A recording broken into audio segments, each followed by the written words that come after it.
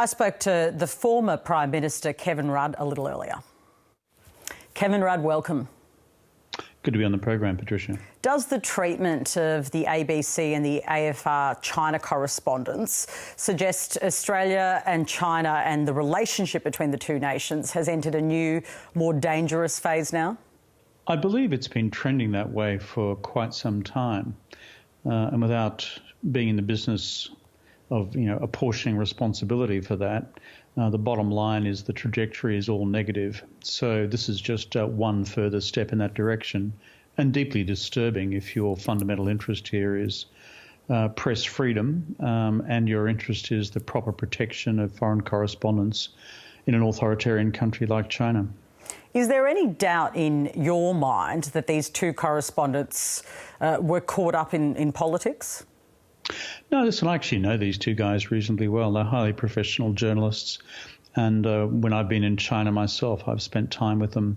These are journalists just doing the professional duties of their task. To infer that these folks were somehow involved in some nefarious plot against the Chinese government is just laughable. Absolutely laughable. If that was the case, then you would have every foreign correspondent in Beijing up on the witness stand at the moment. It's just nonsensical. OK, but these are Australians that have been targeted. What do you read into that? Should we be particularly concerned about the fact that they are Australians? Obviously, we're concerned about that, but does that demonstrate that the relationship with Australia is particularly troubled? Look, at the end of the day, at this stage, we don't know what has actually driven this particular, roundup of these two Australian journalists. We know that it's directly related to the Chung Lei case, and we don't know what underpins that. And she's an Australian citizen, and she needs to have her rights properly protected by the Australian government. And I'm confident that DFAT is doing everything it can on that score. But in the broader bilateral relationship, I think you're right. When Beijing looks at the world at the moment, it sees its number one problem as being the United States and the collapse in the US-China relationship, which is now in its worst state in 50 years. And secondly, in terms of its most adverse relationships abroad, it would then place Australia. And I simply base that on what I read in each day's official commentary in the Chinese media. So is this retaliation? Is that how we should see this? As I said, we don't know the full details here, other than that the Chinese themselves have confirmed that it's related to the Chung Lei case. But what underpins that in terms of her Australian citizenship, in terms of any other matters that she was engaged in, we don't know. But certainly the overall frame of the Australia-China relationship is a factor here. Including the accusations contained in today's Global Times, alleging that Australian intelligence officials engaged with Chinese correspondents in their homes here in Australia on the 26th of June. Bill Birtles says he was questioned about the case of this detained Chinese-Australian broadcaster you've mentioned, Chung Lei. Do you see these incidents as related? I mean, what does that demonstrate? And how concerned are you about Ms Chung Lei? Well, she's an Australian citizen, and I've met her as well. In fact, at a conference I was attending in Beijing from memory last November. As with any Australian and whoever they work for, and despite the fact that she worked for China's international media arm, CGTN, we've got a responsibility to do everything we can for her well-being as well. But I think if we stand back from the individual cases, I think there are two big facts we should focus on. One we've touched on, which is the spiralling nature of the Australia-China relationship, and I've not seen anything like it in my 35 years plus of working on Australia-China relations. But the second one is the changing nature of Chinese domestic politics. As China increasingly cracks down on all forms of dissent, both real and imagined. And as a result, what we've seen in Chinese domestic politics is the assertion of greater and greater powers by China's police, security and intelligence apparatus. And the traditional constraints exercised, for example, by the Chinese Foreign Ministry, not just on this case but on others, are being pushed to one side. Chinese authorities have confirmed that Ms Chung is suspected of endangering national security. What does that suggest about how she'll be dealt with? Well, the Chinese domestic national security law, quite apart from the one which we focused on recently, which has been legislated for Hong Kong, the Chinese domestic law is draconian, and the terms used in it are wide-reaching and provide, maximum leverage for the prosecutors to go after an individual. Regrettably, the precedence in Chinese judicial practice is that once a formal investigation has been launched, as I understand has been the case in Chung Lei's case, then the prospect of securing a good outcome are radically reduced. I've seen this in so many cases over the years. That should not prevent the Australian government from doing everything it possibly can. But I am concerned about where this case has already reached, given that she was only arrested in the middle of August. Do you see her case as an example of what's being called hostage diplomacy? I don't believe so, but I obviously am constrained by what we don't know. What I have been concerned about and have been intimately engaged is the wrong term, but in discussions with various people about is the case of the two Canadians who have now been incarcerated in China for well over a year in what was plainly a retaliatory action by the Chinese government over the incarceration of Madam Meng by the Canadian government and at the request of the United States, Madam Meng being the daughter of the owner and chief executive of Huawei, China's major 5G telecommunications company. So China has acted in this way already in relation to Canada. I presume that was the basis upon which the Australian government issued its own travel advisory in early July about the risks faced by Australians travelling in China. But on these circumstances concerning Chung Lei, I'd be speculating rather than providing hard analysis, Patricia. You say 35 years of watching, you haven't seen relations this low or deteriorate quite like they have. You talked about responsibility here. Who is responsible? Is it ultimately China and the Chinese regime that's making this relationship untenable? Well, after the last Australian election, I went and saw Mr. Morrison and was very blunt with him, which is that this is a difficult relationship. It was difficult when I was in office, and it's difficult for him. So I'm not about to pretend that it's easy managing a relationship with an authoritarian state, which is now the world's second largest economy, and during the course of the next 10 years likely to become the largest, and whose foreign policy is becoming increasingly assertive. There's a high degree of difficulty here.